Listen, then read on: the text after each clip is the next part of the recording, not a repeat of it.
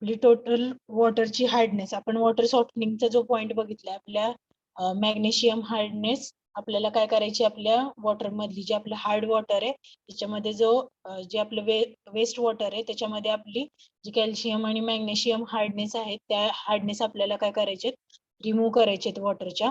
त्या hardness remove करण्यासाठी already जे आपले वॉटर आहे ते वॉटरची हार्डनेस काय आहे ती आपल्याला काय करावी लागेल, कॅल्क्युलेट करायला लागेल.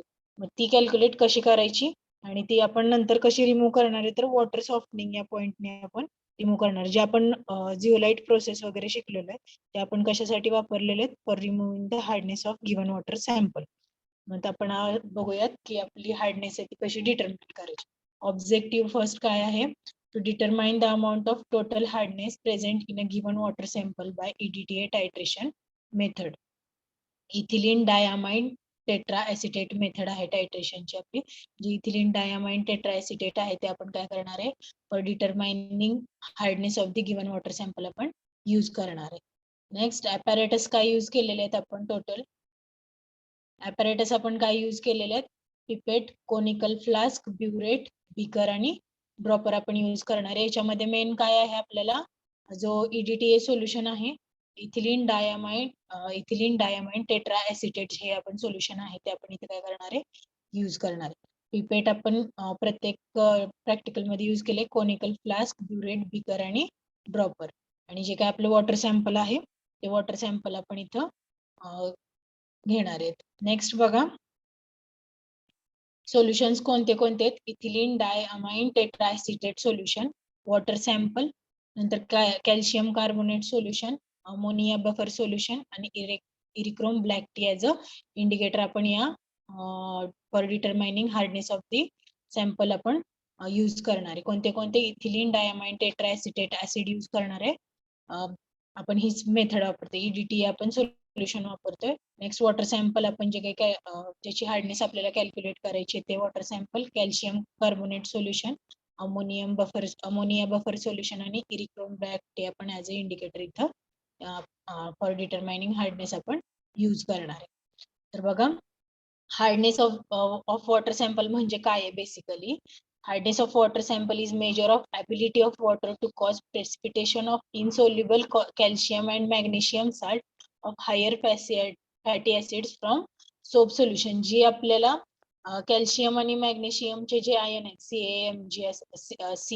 CaMgSO4 असेल, मॅग्नेशियम MgSO4 असेल, जे सल्फेटच्या फॉर्म मध्ये जे आपल्याला काय होणार आहेत, त्या हार्डनेस आपल्या वॉटर मध्ये प्रेझेंट आहेत. त्या कशा प्रेझेंट आहेत, पण त्या काय आहेत, आपल्या हॅझार्डस टू ह्युमन हेल्थ आहेत. आपण ड्रिंकिंग वॉटर मध्ये ते आपले जे हे आयन्स आहेत ते जर प्रेझेंट असतील तर आपण ते वॉटर यूज करू शकत नाही फॉर ड्रिंकिंग पर्पज.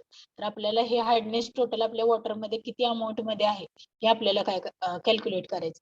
ह्या ज्या हार्डनेस आहे म्हणजे कॅल्शियम आयन आणि मॅग्नेशियम आयन जे आपल्या MgSO4 किंवा CaSO4 या फॉर्म मध्ये आपल्या वॉटर मध्ये प्रेझेंट आहेत, ते कुठे असतात, तर जे आपले सोप्स असतात किंवा जे आपले हँडवॉश असतात त्यामध्ये आपण CaSO4 आणि MgSO4 हे आपले आयन्स आहेत किंवा हे फॉर्म मध्ये आपले C आणि Mg आयन आहेत ते आपण यूज करतो. म्हणजे काय होतं, तुमच्या वॉटरला एक फेस येतो वॉटर मध्ये तुमच्या.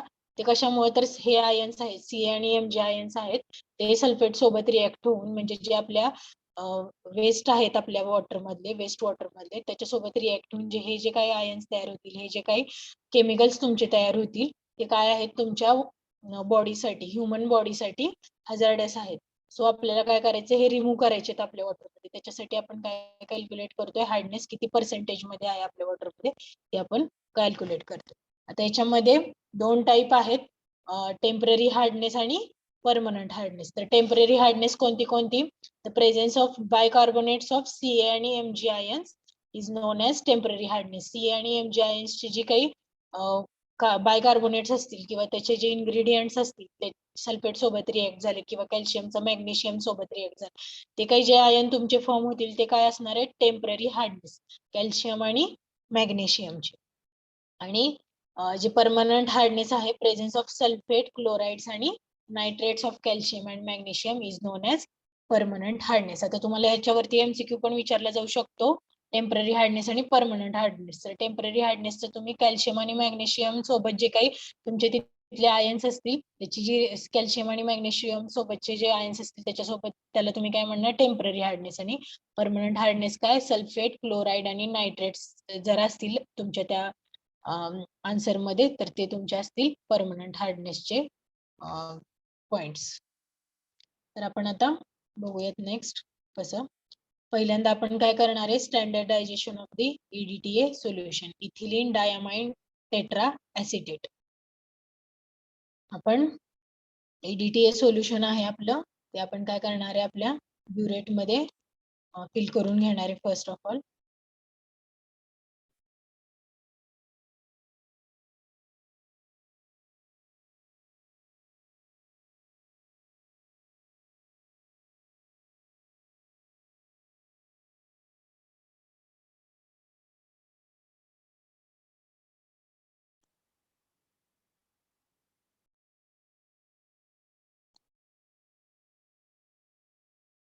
आपण काय केलेलं आहे EDTA सोल्युशन आपल्या ब्युरेट मध्ये फिल करून घेतलेले. Next add 10 ml of 0.0 normal calcium sorry normality आणि मोबॅलिटी तुमची असते M calcium carbonate solution to a conical flask through a graduated weight.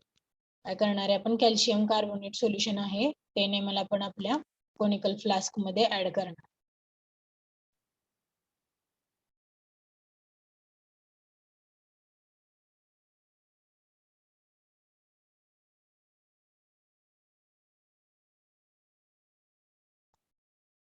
Ammonia buffer solution is added for removing interference of the particle. आपले जे काही water आहे आपलं water कसं आहे वेस्ट वॉटर आहे त्याच्यामध्ये लार्ज अमाऊंट ऑफ हार्डनेस आहे.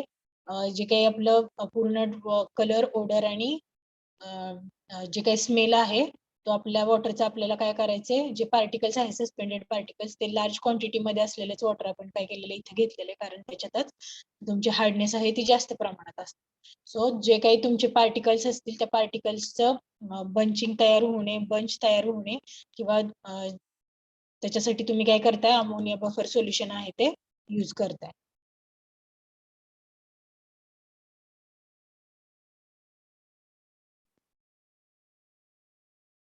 किती अमोनिया बफर सोल्युशन तुम्ही किती यूज करणार आहे 1 ml of ammonia buffer solution तुम्ही यूज करा.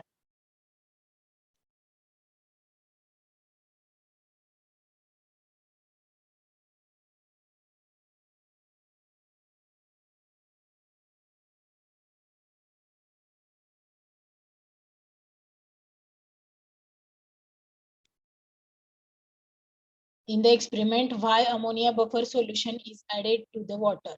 To maintain constant pH, to dissolve the precipitates, both A and B, none of these. Answer सांगा.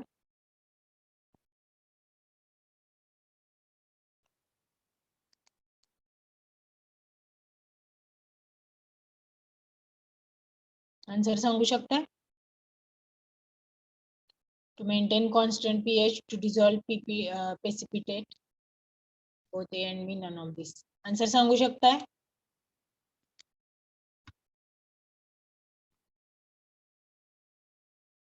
बोला. आहेत का टोटल 45 पार्टिसिपंट्स आहेत एक पण बोलत नाहीये असं का.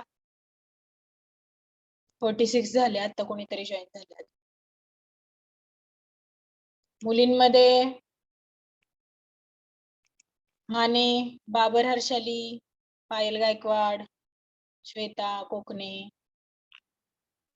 मुलांमध्ये पण बोला. सांगू शकताय का येस नो काहीतरी बोला फास्ट. तोरणे.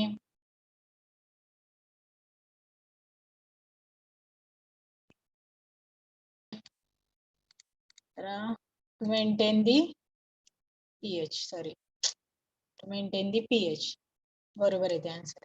नेक्स्ट आता आपण काय करणार आहे fourth step add 3 to 4 drops of eriochrome black T indicator to the conical flask. आता आपण कोणते पण जे आपले प्रॅक्टिकल आहेत आपण प्रत्येक ह्याच्यामध्ये काय केले इंडिकेटर युज केलेलं. इंडिकेटर कशासाठी युज करतो आपण जी काही आपली टोटल रिएक्शन आहे आपली ही रिएक्शन आपल्याला इंडिकेटर युज केल्यानंतर काय होतं कम्प्लीट झाली की नाही कळतं. जेव्हा इंडिकेटर आपण युज करतो काय होतं आपल्या सोल्युशनचा कलर चेंज होतो.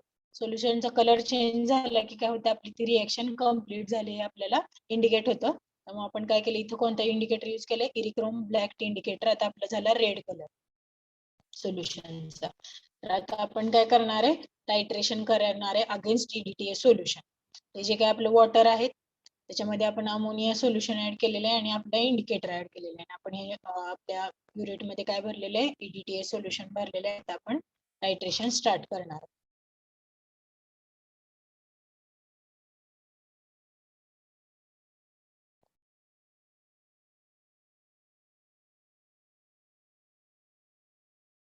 titrate the EDTA solution till color changes to blue. आपला आता येलो पिंक कलर होता तो आपला काय झाला, ब्ल्यू कलर चेंज झाला. आपली इथं टोटल रिएक्शन आहे ती कंप्लीट झाली.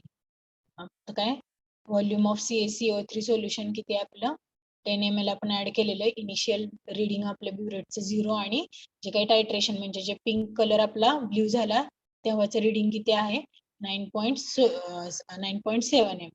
टोटल आपलं किती यूज झालेलं आहे सोल्युशन, EDTA सोल्युशन 9.7 m. आता टोटल CaCO3 किती यूज झालाय ते बघा, equivalent to 1 ml. Volume of CaCO3 upon volume of EDTA solution 9.7 divided by 10. 9.7 divided by 10 किती येते, 0.97.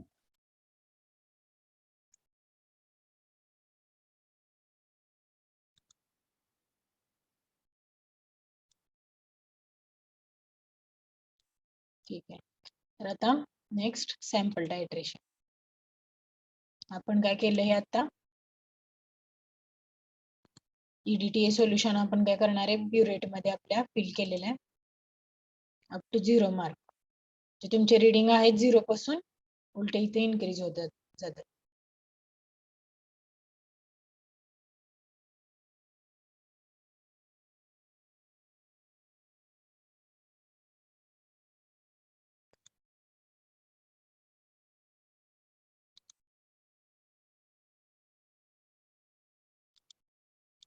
त्यानंतर आपण जे आपले सॅम्पल आहे ते 100 ml आपल्या कोनिकल फ्लास्क मध्ये ऍड केलेले आहे.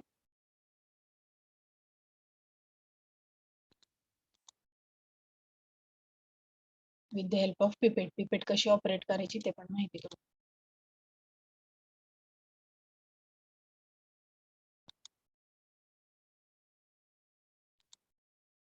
Hardness that cannot be removed by boiling is called as temporary hardness, permanent hardness, both A and B, none of this. Hardness that cannot be removed by boiling.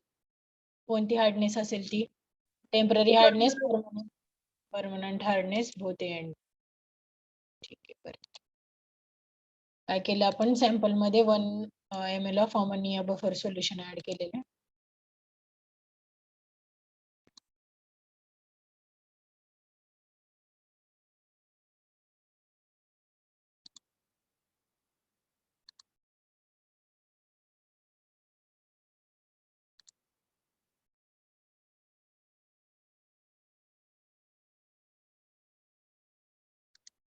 Fourth step आपण eriochrome black T as a indicator use केला, तो आपण आपल्या solution मध्ये add करतो. Sorry, आपल्या sample मध्ये, water sample.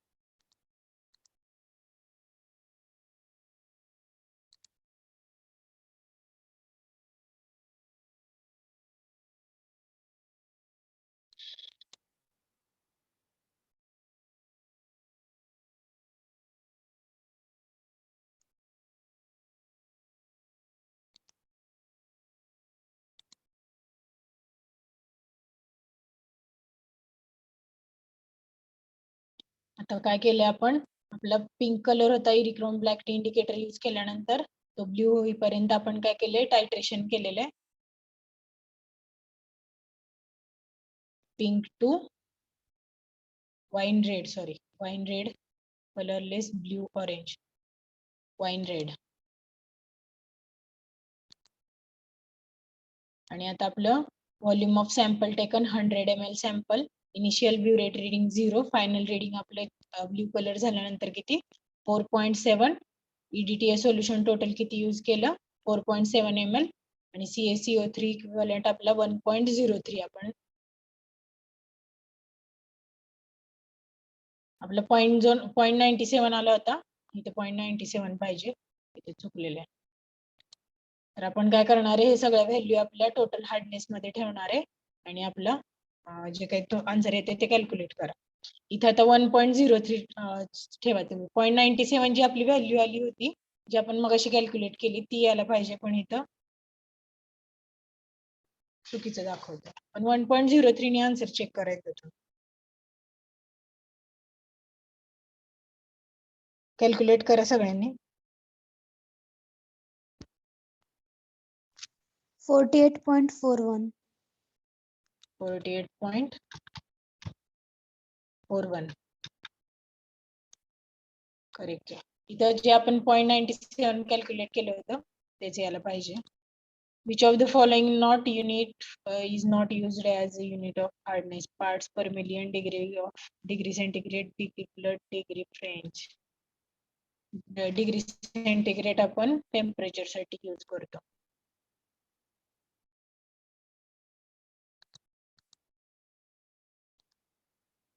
जे काही हार्डनेस लिमिट युनिट आहे, the limit of hardness as per BIS standard is 300 mg per liter. Total hardness of given water sample is किती आली आपली 48.41 mg per liter. It is in the standard of BIS range and safe for the use. आपली total 300 mg per liter पेक्षा कमी hardness आली तर आपण काय करू शकतो, ते जे आपलं वॉटर आहे, water useful for drinking purpose किंवा जे काही आपण डोमेस्टिक यूज साठी आपण आपलं जे वॉटर आहे ते यूज करू शकतो इथं. ठीक आहे, इथपर्यंत सगळ्यांच्या लक्षात आलंय.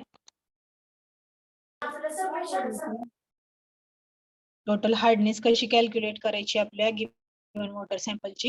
हार्डनेस आपण का कॅल्क्युलेट करतो, जे वॉटर सॉफ्टनिंगचा पॉइंट आहे ते आपल्याला इथं आहे बेसिक आपल्या सिलेबस मध्ये. हार्डनेस आहे ती आपल्याला अगोदर कॅल्क्युलेट करायची आणि जर ती हार्डनेस आपल्याला रिक्वायर्ड लिमिट पेक्षा जास्ती अमाऊंट मध्ये असेल तर आपण काय करणार आहे, वॉटर सॉफ्टनिंग करून जे हार्डनेस आहे ती आपण आपल्या वॉटर मधली रिमूव्ह करणार आहे आणि जे काही वॉटर आहे ते डोमेस्टिक यूज साठी आपण यूज करणार आहे नंतर. तर हे जे प्रॅक्टिकल आहे